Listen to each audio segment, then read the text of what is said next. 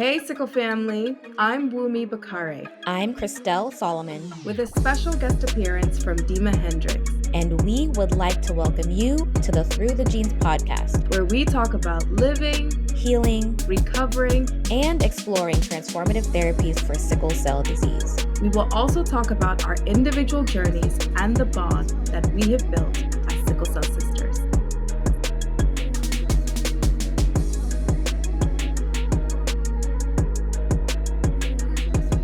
Hey, Sickle family. Welcome to another season of Through the Genes podcast. This season, we're giving you 12 well-curated episodes going beneath the surface.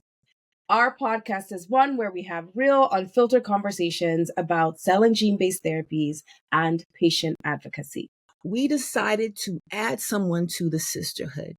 I would like to introduce you to Christelle Salomon, our new sickle sister. Welcome to the family, Christelle.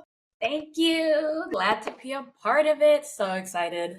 As I recall, Christelle, and I'm not going to go into the details of this, but I don't think I'm revealing anything surprising, is that your career arc, because of your sickle cell disease, was not going the direction you wanted it to go.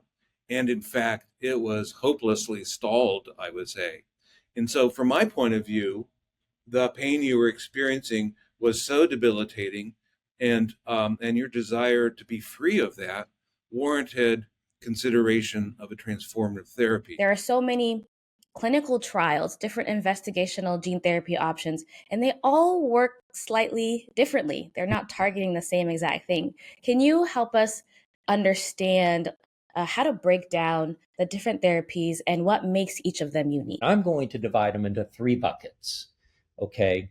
The first bucket is to use a virus to insert a new copy of the gene into the stem cells that will make red blood cells. When you watch patients go through this therapy, patients who don't have a spleen, anecdotally, have a shorter time to those platelets growing back because they don't have to refill their spleen with those platelets. And so sometimes they end up discharged a little bit quicker from the hospital. Wow. My mind just blew. I'm like, wait, so not having a spleen is a flex? This is wild. How do you manage expectations of donors? Because in your case, you are a pediatric hematologist, so you are dealing with a very vulnerable group, children. There are some families like mine where my brother was older, he was in his 30s, so he was more informed about what he was signing on for.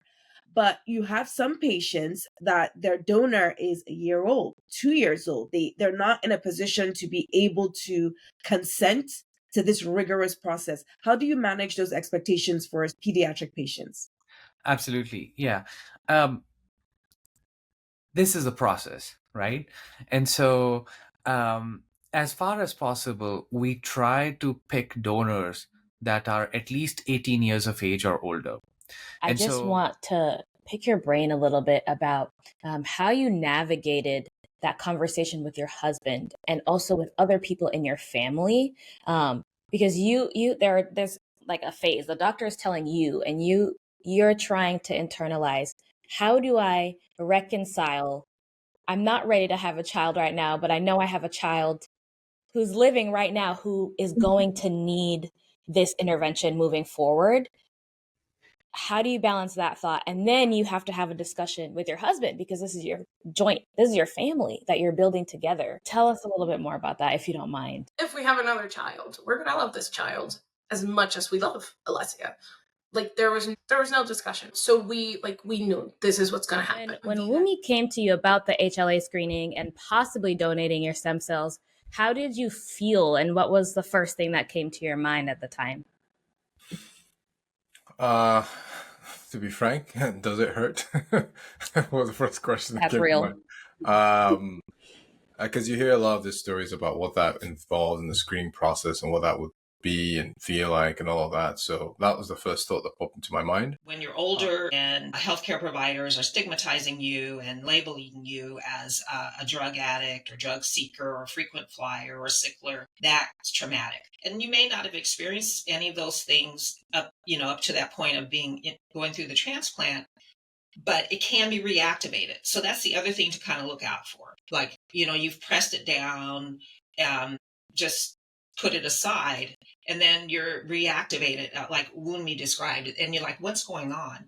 And so that's where you can really stop and think, I'm being triggered by this, even though that's not what's happening now. Something very different is happening, and yet I'm being triggered by it. So that's all to say, getting back to this stress-related growth, that it's really important to be aware of what's happening. You can catch us, as always, on Spotify, Apple Music, YouTube, Audible, you name it. We are there. Thanks for listening, and until next time. This show is brought to you by Beam Therapeutics, Synthego, and Kamau Therapeutics, with support from the UCSF Sickle Cell Center of Excellence, Through the Pain Inc., and Sickle Cell Prodigy.